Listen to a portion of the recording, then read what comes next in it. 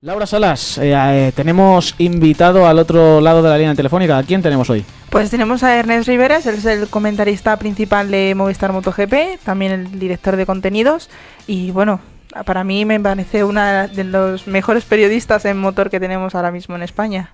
Pues te dejo presentarle hoy. ¿Por qué no le presentas tú, Pelayo? Vale, pues al otro lado de la línea telefónica tenemos al presentador de Movistar, de MotoGP, Ernest Rivera. Buenas tardes, Ernest. ¿Qué tal? ¿Cómo estáis? Muy buenas. Laura. Qué amable, Laura, con tus palabras. Muchas gracias. Hombre, cuando son verdad es un placer decirlas. Que empiece Alex. Venga, Alex, empiezas. Muy buenas, Ernest. Soy Alex, ¿cómo estás? Primero. ¿Qué tal, Alex? La primera pregunta, quería decirte, ¿cómo fue el paso de Televisión Española a Movistar Plus, teniendo que generar contenido exclusivo para una retransmisión continua del Mundial? Bueno, fue, aunque no lo parezca, porque después de cambiar de 26 años en la televisión pública fue fácil, porque había llegado un poco al final del camino y la propuesta de Telefónica era volver a un mundo que hice 5 años en Televisión Española y que me apasionaba, ¿no? Que era MotoGP. Y eso ha añadido a continuar creando otros canales, no solo de MotoGP, sino también de Fórmula 1 y luego un canal de fútbol y bueno, un poco el paso previo a la fusión luego con Canal Plus. Fue natural ya después de tantos años y la verdad es que estoy muy contento de haberlo hecho y ahora dedicarme en exclusiva solo al canal de MotoGP. ¿Y qué diferencias has encontrado de una cadena pública como lo es Televisión Española a una privada como lo es Movistar? O sea, ¿qué diferencias hay entre lo que hacíais en Televisión Española a lo que hacéis ahora mismo en Movistar?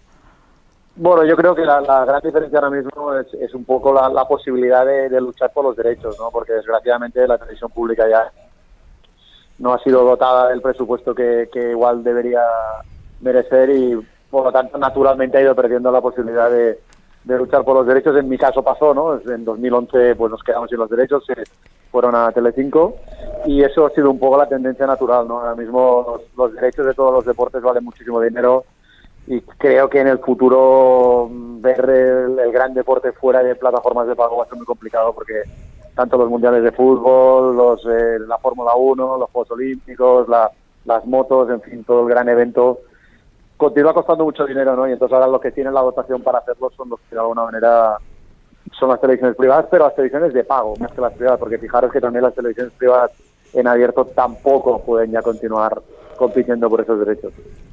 Hay gente que se siente como una especie de traición por esta privatización de los derechos de imagen del Mundial y alegan que fueron ellos los que levantaron este deporte y con esto se desprecia todo lo que hicieron por que las motos tuvieran un papel importante en el mundo de la televisión y bueno, ya has dicho que es bastante difícil que se vea otra vez las motos en abierto o en una cadena privada por el coste de los derechos, pero ¿no podría llegarse a un tipo de acuerdo como hubo con Movistar, entre Movistar y Telecinco en los primeros años, una cesión de, bueno, pues te cedo un cierto número de carreras para que las emitas, pero el contenido exclusivo lo tengo yo?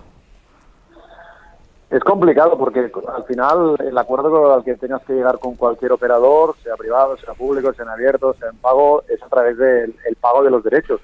Los derechos valen lo que valen, es decir, ningún operador de ningún derecho ha depreciado el producto, al contrario, lo que tratan es de que el producto cada vez sea mejor para que en la siguiente renovación cueste más.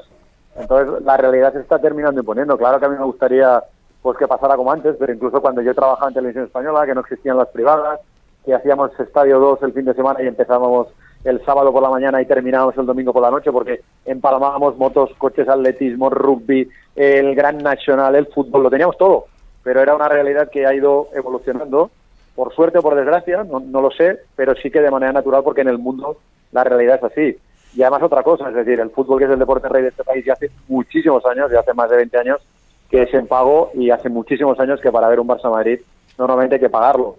Yo creo que esto es una evolución natural. La única cosa que puede pedir la gente y que debe exigir la gente es que, ya que paguen un céntimo, o un euro, 10 o 100, el producto que se les dé sea premium, sea de gran calidad, sea irrefutable. Y eso es lo que tratamos de hacer nosotros en Movistar MotoGP. Por el resto es muy complicado que eso pueda ser, es muy romántico pedirlo así. Nos habíamos acostumbrado a una televisión abierta en lo que se decía que todo era en directo y todo gratis, que tampoco era gratis, porque al final se pagaba por los impuestos, pero esos modelos han caducado y han evolucionado. Y ahora mismo, si miramos, nos gusta mirar a otros países de fuera para compararnos en cultura, en política, en ayudas a montones de cosas, y en cambio no nos gusta compararnos en televisión, y en la televisión, en el mundo, es televisión de pago. Otra cosa que te quería preguntar, Ernest, es, por ejemplo, vuestros compañeros de Fórmula 1, las retransmisiones han pasado de ser desde la propia parrilla de salida y desde el propio circuito a un plato fijo. ¿Podríamos ver que en un futuro se implante este modelo en MotoGP también y se abandone la tradición de ir a cada circuito con el plato móvil? ¿O ves que vas a ir con la tradición con el camión, Ángel y al pie del cañón? Yo creo que, a ver, el cambio de modelo de Fórmula 1 sería también largo de explicar y en realidad continúa habiendo gente en los circuitos, no todo el equipo entero, no los comentaristas, no la posición de comentarista, no el plató. Abrir platós en los sitios también, en los estudios también te ayuda a que puedas hacer muchísimas más horas, porque los condicionantes de estar fuera también son unos muy precisos, ¿no? Y tener un plató te permite pues a poder complementar o hacer más horas de televisión. En el caso de MotoGP, como tenemos esta asociación, somos partners con Dornas, que es el promotor del campeonato, y a la vez es nuestra producción también del evento, creo que, y me alegro de decirlo, que por lo menos en el próximo contrato no habrá ninguna duda de que continuaremos estando en los circuitos. Y mi objetivo al final, como periodista, es siempre luchar para estar en los sitios, porque creo que el periodista, el quedado especial, debería ser una figura a erradicar, y el periodista debería hablar de aquello de lo que está documentado e informado, y para eso hay que estar a pie del cañón, ¿no?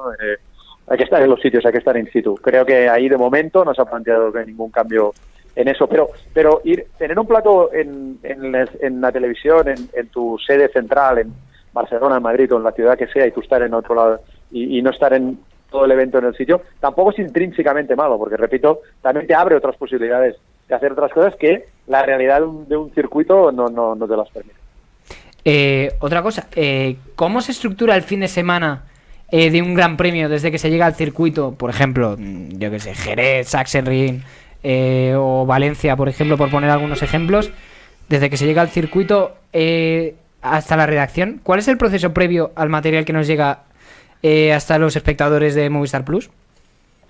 Pues nosotros normalmente cuando volvemos de un gran premio, siempre nada más volver del gran premio, ese miércoles de esa semana ya hacemos la reunión, un poco como utilizando el término inglés de debriefing de lo que hemos hecho, de qué es lo que hay que mejorar, o qué hemos hecho mal, o qué hemos hecho bien, y ahí se plantean los temas del siguiente gran premio. Normalmente semana sí, semana no, a excepción de los dobletes y del triplete que hay.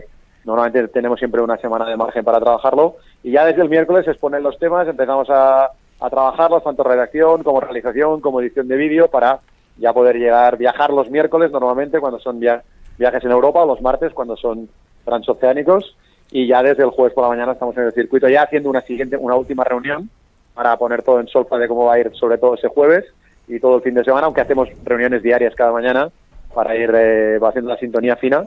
Y ahí ya ese jueves ya pues sacamos todo el previo, todo lo que hemos trabajado en Barcelona, que es donde tenemos la redacción, y ahí vamos ya también trabajando ese jueves, que es el día donde tienes los pilotos para poder hacer reportajes, entrevistas, algo más personal, porque no hay motos en pista, para trabajar todos los reportajes que emitimos el fin de semana. Y bueno, al final hay tantas horas de directo que damos, que al final el propio Gran Premio nos lleva, ¿no? Aquí nos come un poco el día a día del Gran Premio, y ahí nos metemos en ese engranaje y nos dejamos llevar. Pero es cierto que para el programa del jueves hay que llevarlo trabajado desde Barcelona, y para el programa del domingo hay que trabajar mucho el jueves para rodar esos reportajes personales con los pilotos, que solo se pueden hacer el jueves, aunque lo emitas el domingo. ¿Cuál ha sido la experiencia que más te ha marcado durante toda tu trayectoria como periodista?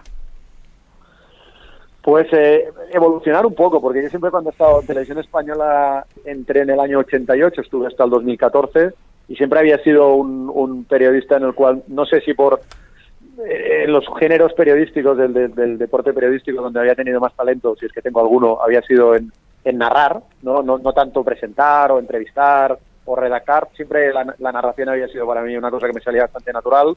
Siempre he tenido mucha facilidad para aprender los deportes, para hablar con la gente y entender enseguida un poco el leitmotiv de cada deporte y por dónde iba, y entonces eso me ha llevado a que muchas veces siempre era un comodín para, pues se jubila el que hace el rugby, lo comenta Ernest, el del baloncesto es Pedro Barte y entonces le hacen jefe, pues queda un hueco, lo hace Ernest. Cambian las motos, que lo haga Ernest.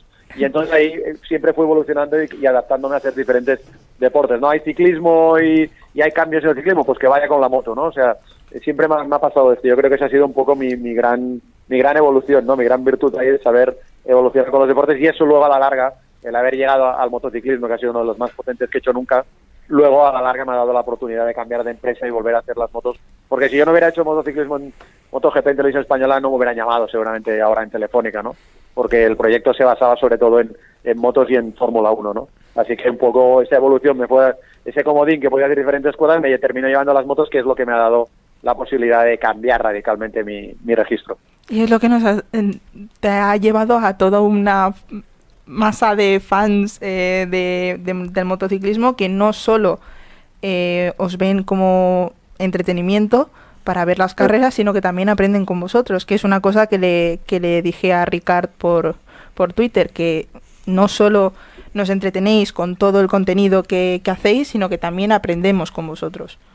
Es que esto, Laura, es lo que te decía antes. Al final, pago o no pago, eso es importante, porque hay gente que realmente sí que le afecta y no tiene el dinero y no lo puede pagar, y creo que realmente es muy desgraciado que no lo puedan ver, ¿no?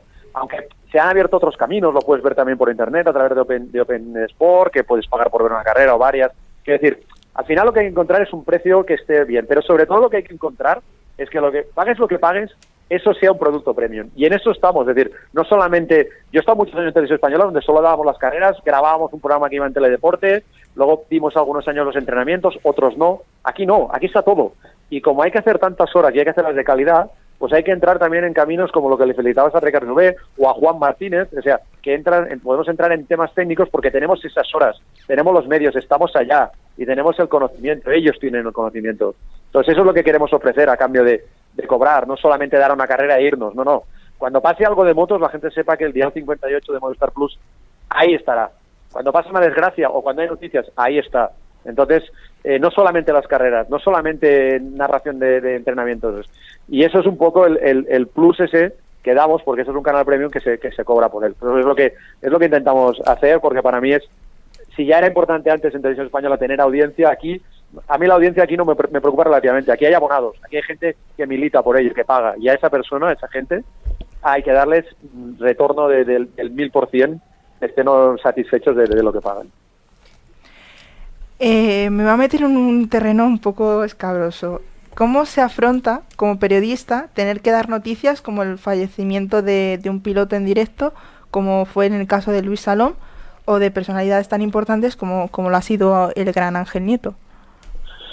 Bueno, eso en la Facultad de Periodismo no te lo enseña nadie, y por suerte eso pasa pocas veces en una carrera, ¿no? Que tengas que narrar un acontecimiento como esto. Yo, desgraciadamente, he tenido, valga la redundancia, la desgracia de tener que comentar muchas de estas, no solo la de Luis Salom, también la de Simoncelli, y también la de Tomizawa, ¿sabes? O sea que no estás preparado para eso. En ese momento, cuando la gente me preguntaba, ostras, qué respetuosos habéis sido, cómo lo habéis hecho, qué perfil habéis mantenido en el cual no habéis hecho nada de amarillismo, y en ese momento yo siempre contestaba, yo creo que ese es el momento de la verdad para un periodista, saber si está bien construido, si has puesto bien las bases de tu carrera, si has aprendido lo que había que aprender. Porque en ese momento, como hablas con el corazón, no piensas muy bien lo que dices, y ese es el momento clave. Yo creo que es un momento clave para saber quién eres. Ojalá nunca hubiera que pasar ese examen, porque yo cambiaría esos exámenes que más o menos nos han salido bien por no tener que haber narrado eso, ¿no? Porque nadie te prepara para hacer eso, y por suerte pasa muy pocas veces, como te digo. Pero este es un momento, esos momentos son los que te colocan ante tu realidad para saber si te has formado bien, si tus bases son buenas. Porque ahí, te prometo, me salían las palabras, las frases me salían sin pensar ni saber lo que estaba diciendo. Luego lo tuve que ver a posteriori y quedé muy orgulloso de cómo habíamos tratado tanto en Televisión Española cuando pasó lo que pasó, como lo que pasó con Luis Salom o con Ángel Nieto, ¿no? Que también, aunque no, o con Nicky Hayden, es que hemos tenido demasiadas desgracias muy recientes, ¿no? Y bueno, ya te digo, nadie nos prepara para eso, y ojalá no tuviéramos que hacerlo nunca. También retransmitisteis en directo lo que fue el homenaje a Ángel que se hizo en Madrid. Yo estuve en... Yo no sé si miráis mucho las redes, pero yo puse un vídeo mencionando a Movistar MotoGP y puse ver el camión de Movistar MotoGP y pensar, con mucha suerte yo llegaré allí algún día. Con muchísima suerte, con potra divina.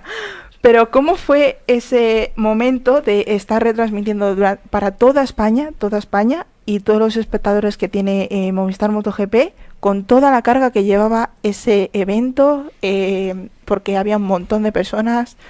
El sentimiento que se desprendió allí por Ángel fue inmenso, y yo que lo estaba viviendo en la caravana, ya era duro contener la emoción, no me imagino ya en directo. ¿Lo estás viviendo ahora y todo? Sí. Es que fue muy emocionante, porque Ángel lo ha sido todo para el motociclismo, ¿no? Y perderlo así de repente de esa manera, pues fue una auténtica desgracia. Además, con Ángel justo hacía muy poco que nos habíamos vuelto a encontrar. Bueno, ya nos veíamos en los circuitos, pero nos habíamos vuelto a reunir desde un punto de vista profesional para que el año siguiente, o sea, este año, él colaborara con nosotros. Que eso no significaba que iba a narrar carreras, sino que iba a colaborar con nosotros, iba a participar de los programas, de los reportajes, ¿no? Estábamos encontrando un sitio, porque después de la marcha de Telecinco, claro, la televisión, las motos no se podían quedar sin Ángel. Era natural que Ángel terminara trabajando en cualquier medio, en cualquier televisión que diera las motos. Él lo había hecho desde Televisión Española, en Telecinco, pues ahora hubiera sido en Movistar MotoGP. Entonces ya a Ángel le conocíamos como piloto, pero como persona, y eso fue muy, muy emocionante. Pero es lo que teníamos que hacer, es decir, es que la gente respondió como tenía que responder. Fue tremendo lo del Bernabéu, la Castellana, el paseo hasta el Jarama. La gente respondió como tenía que responder, y los medios, todos, porque también Telecinco hizo un gran programa, Teledeporte hizo un gran programa, todos los medios tuvieron una gran repercusión. Todo el mundo estuvo a la altura de lo que tenía que estar, porque Ángel se merecía eso. Yo creo que no habrá muy poca gente en España que cuando fallezca se le haga el homenaje que se le ha hecho a todos los niveles, ¿eh? O sea, porque eso fue un entierro de jefe de Estado. Fue algo que solamente había visto lo de Ayrton Senna, si me apuras, ver algo así, tanta gente volcada para homenajear a alguien, porque Ángel puso las motos donde están ahora. Lo que estamos disfrutando de pilotos, de medios, de circuitos, eso lo inventó, lo creó, lo pareó Ángel. Madre mía, es que lo de Ángel fue un show brutal del que todavía no nos lo terminamos de creer, ¿no? Pero ahora vamos a cambiar un poco de bloque porque la emoción aquí está desatada. Estoy llorando, por Dios, qué vergüenza. Laura, por Dios, no llores. Sí, Alex. Yo también me ha entrado la emoción, la pregunta que te quería hacer es... Esto es más a nivel periodístico, ¿no? ¿Cuál ha sido la entrevista que más te ha costado hacer? Bien por cualquier circunstancia, que el piloto a lo mejor te lo haya puesto difícil o haya habido más recursos, no sea muy elocuente, complicada. Por ejemplo, un Kimi Raikkonen, por ejemplo, de las motos. ¿Un qué, perdón? Un Kimi Raikkonen de las motos, por ejemplo. No, por suerte, yo que he tenido la suerte de trabajar en muchísimos, lo que se hablaba antes, la capacidad de adaptarse a nuevos deportes. He trabajado, he narrado más de 25 deportes de todo tipo, en Juegos Olímpicos, Europeos, Mundiales, de todo tipo. Y ciertamente el nivel de aceptación de la prensa, de entender que la prensa forma parte de esto, que tienen los pilotos de MotoGP, los 90 pilotos, es increíble. Es decir, pero ya no solo los más pequeños de Moto3, que evidentemente necesitan salir por televisión para vender su sponsor. Es que Rossi, Márquez, Lorenzo, Pedrosa, Maverick, desde arriba, los grandes, es facilísimo trabajar con ellos. Formamos parte de este mundo, ¿no? En esto tienen una perspectiva muy yankee de lo que es el mundo del periodismo asociado. O sea, nada que ver con lo que vemos en el fútbol, ¿no? Y en otros deportes también, pero sobre todo en el fútbol. Así que en el mundo del MotoGP no he tenido realmente anécdotas de entrevistas muchas, pero problemas para entrevistar ninguno.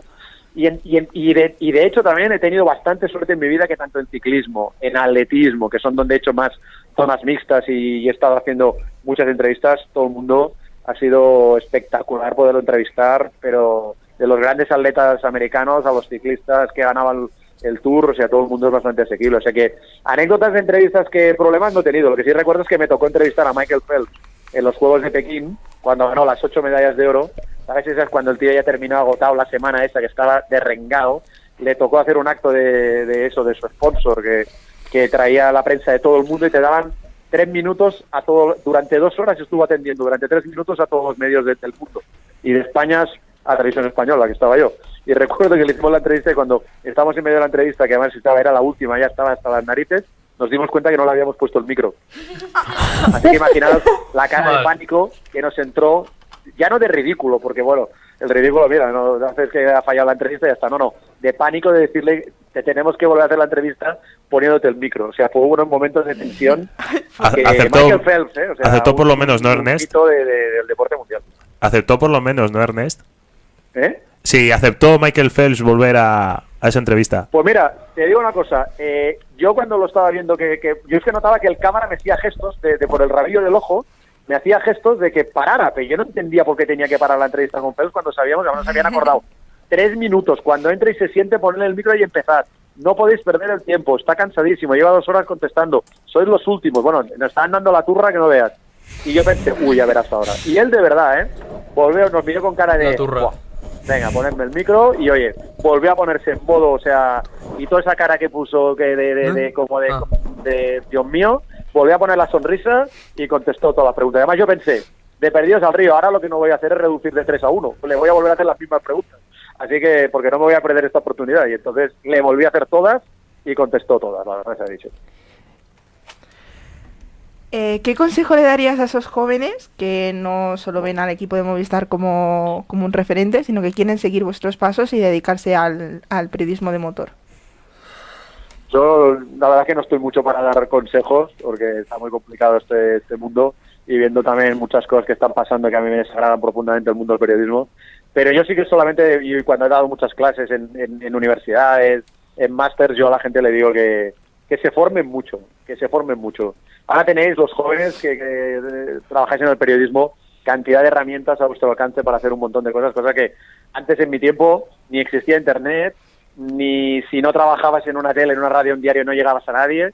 Ahora vosotros desde casa podéis hacer maravillas, pero lo que yo digo es que la gente se forme, que se prepare, a todos los niveles, no solo técnicamente, sino que escuchen a la gente que lleva tiempo, que sabe esto, porque para que luego llegue el día del gran examen, como os decía que me pasó a mí cuando tuvimos que narrar esos hechos luctuosos, y entonces ahí te das cuenta si te has formado bien, ahí te sale todo, ese es el momento de la verdad siempre. Y como habrá otros momentos, aunque no tengan que ver con hechos luctuosos por suerte, esos momentos de la verdad son los que te demostrarán si realmente has puesto unas buenas bases, si eres un periodista que respeta a tu medio, que respeta, si te dedicas a deportes, al deportista, al deporte, que tienes pasión por hacer esto. Sobre todo si no tienes pasión, dedícate a otra cosa, no es tu mundo esto, porque también es un mundo con una gran desgaste a nivel en tu vida personal. Y bueno, la verdad es que básicamente esto. Bueno, y viendo los test de Sepang, ya cambiando un poco de tema, yo lo comenté con Natacha que yo llevo 9 años viendo las motos, todavía no sé de qué piloto eres. Me dijo Natacha que eres de todos. Yo sé. Pero viendo los test de Sepang, ¿qué conclusiones, si podemos sacarlas, que yo creo que mucho, porque yo ya estoy por poner a toda la parrilla en la porra y alguno acertaré? ¿Qué podemos sacar de esos test? Una cosa, los test de Sepang, que por cierto los ha dominado Jorge en la vuelta rápida, aunque el ritmo lo ha tenido mejor Marc. Yo no soy, como te dijo Natacha, no soy de ningún piloto, soy de todos, efectivamente. Evidentemente, muchos de los españoles, porque al final estamos narrando básicamente para el público español, pero como en España hay tantos seguidores de Valentino y de tantos pilotos, al final hay que tener respeto por el piloto. Es otra de las cosas que os decía antes, el periodista hay que tener respeto para todo el mundo, aunque evidentemente narras para España y te alegrarás muchísimo de que gane el título de las carreras los españoles. Pero a mí durante mucho tiempo, como escribí la biografía de Jorge Lorenzo, durante mucho tiempo me habían acusado de lorencista, ¿no? Sobre todo cuando estaba en televisión española. Me llevo súper bien con Jorge, probablemente sea el piloto con el que tengo más relación particular, pero también con los Espargaró. Yo con Alex Espargaró he estado comentando carreras en el Fintech Repsol cuando estaba en televisión española, es decir, al final el trato es buenísimo con todos, aunque también hay que saber diferenciar hasta dónde llega el buen trato y hasta dónde llega mi trabajo, porque si al final eres muy amigo de todo el mundo, y esto pasa en todos los deportes, cuando llegue el momento, si tienes que criticar o decir algo que sabes que no va a ser de su gusto, si eres tan amigo no lo dices, y entonces te terminas condicionando. No, yo lo termino diciendo, lo digo desde el respeto, así que no tiene que haber ningún problema, pero si eres muy amigo, muy cercano, estás todo el día juntos, es más complicado. Y sobre los test, pues no lo sé, los test al final, si cogemos los test del año pasado y las 4 primeras carreras del año, Maverick era campeón y ya estábamos ya diciendo que vamos a pensar ya en el 2018 y al final fue todo lo contrario. Los test, sinceramente, me dicen mucho a nivel de evolución, pero nada a nivel de cómo será el año. Después de tantos años siguiendo los test, pocas veces los test te ayudan a saber quién va a ganar el mundial. De hecho, el año pasado era Maverick el que dominaba esos test, luego se desinfló y nos dio la sorpresa el que menos esperábamos, o sea, Dovizioso. Sí, exacto. Dovi, recordad que en la segunda, tercera o cuarta carrera del año en Jerez ya estaba hablando, en una entrevista que le hicimos, de preparar 2018. O sea, estaban ya tirando la temporada y de repente Dovi se enchufó al campeonato y Jorge, que se parecía que se adaptaría mejor a la Ducati, le ha costado un año. Y hace 2 años Márquez en Qatar estaba, con perdón de la radio, en la mierda. No tiraba para nada, no sabía en qué motor tener y luego fue campeón. O sea, es que las cosas de los test están muy bien, hay que rodar, hay que ver ese motor que se ha trabajado en invierno, todas las evoluciones de todo tipo, ahora muchas en aerodinámica, pero que los test de verdad que nos van a dar una pauta, pero el mundial es muy largo y las 3 primeras carreras no tienen nada que ver como llegamos a Europa y nada que ver cuando llega el triplete. Y este año hay una carrera más y hay menos descanso en verano. Esto va a ser muy chulo. Va a ser mortal, no vamos a dormir. No, exacto, ya lo sé. Y para terminar la entrevista, Ernest, has estado comentando los juegos desde Barcelona 92 hasta Atlanta 2004, que son 4 Juegos Olímpicos. No, estaba hasta Londres 2012. ¿Hasta Londres? Madre mía. Tuve 6 Juegos Olímpicos. 6 Juegos Olímpicos, pues de récord. ¿Cómo es vivir unos Juegos desde tan cerca? ¿Volverías a ese tipo de retransmisiones o te quedas en motos? A ver, la única cosa, desde que me fui de Televisión Española, aparte de la empresa, los amigos y compañeros de tantos años, que de verdad he echado de menos, una vez he dado un salto adelante en mi carrera, he cambiado de medio y vuelvo a las motos, ha sido no estar en los Juegos Olímpicos de Río. Eso para mí fue una tristeza tremenda. Es decir, además me coincidieron de las 2 semanas de los Juegos, me coincidió con las 2 semanas del doblete Austria-República Checa. O sea que me pasé, o sea, había días que no dormía, que no dormía viéndolo, estaba en el hotel viendo las pruebas de atletismo, que eran a las 4 de la mañana, lo que fuera, y luego a las 7 al circuito. Había algún día que no dormí, luego me arrepentí por la tarde, pero estaba rematado. Pero no lo digo, eso es lo que eché de menos, y eso es lo único que si tuviera una carta a los Reyes, ¿qué quieres hacer y tal? Oye, mira, hago un pequeño parón cada 4 años, 2 semanas, hago los Juegos Olímpicos para quien sea y vuelvo a las motos. Eso es realmente lo que se echa de menos, porque para mí que como periodista que he hecho una carrera sin tocar el fútbol, porque yo lo que no he hecho prácticamente nunca es fútbol desde un punto de vista de retransmisiones, sí que he hecho programas de fútbol, he estado un año siguiendo a equipos de fútbol, pero nunca he hecho transmisiones de fútbol y nunca me ha gustado el fútbol como espectador ni como periodista, y he podido del baloncesto para allá, de las motos para allá, del balonmano, o sea, todo el resto de deportes. Los juegos es la culminación de una carrera. Y ya, si empiezas en tu casa, en tu ciudad, en Barcelona, y haces todos los juegos hasta Londres, y además no solamente los juegos haciendo transmisiones o entrevistas en zona mixta, sino luego el programa resumen de los juegos cada noche, resumiendo todo lo que ha pasado, para mí eso fue tocar el cielo y es lo que más me ha gustado prácticamente en mi vida de lo que he hecho en el mundo del deporte, y los he echado mucho de menos los de Río. Los de invierno no he hecho nunca, ahora empiezan los de Corea, los miraré, pero esos no, pero otra vez... Hay que mirar a ver si Javier Fernández consigue el oro. Muchísimas gracias, Ernest, por acompañarnos hoy en Justo a Tiempo en WordPress Radio. Gracias, desearte mucha suerte para esta temporada. ¿Quieres decir algo, Miguel? Sí, hola, Ernest. ¿Qué tal? Que sepas que estás bienvenido cuando quieras aquí al estudio, ¿eh? Ya, pero vosotros estáis en Madrid, ¿no? Tenéis el estudio Sí. en Madrid. Cuando estés de paso, voy a Madrid para reuniones y preparaciones y luego estoy todo el año viajando el resto, así que de Madrid me pilla un poco peor. Bueno, llamadme cuando necesitéis, pero en el estudio va a ser más complicado. Cuando estés de paso. Pues agradecerte, Ernest, por acompañarnos hoy en el programa y desearte tanto a ti como al resto del equipo de Movistar mucha suerte en esta temporada en el Mundial y que ojalá ganen todos los españoles. Hombre, difícil, ojalá, pero complicado, pero sí. Sobre todo que haya lucha, que sea bonita. Si al final gana Rossi, Dovi, quien sea, porque la lucha es hasta el final, hasta la última carrera, estaremos también encantados. Gracias, Ernest. Lo dicho.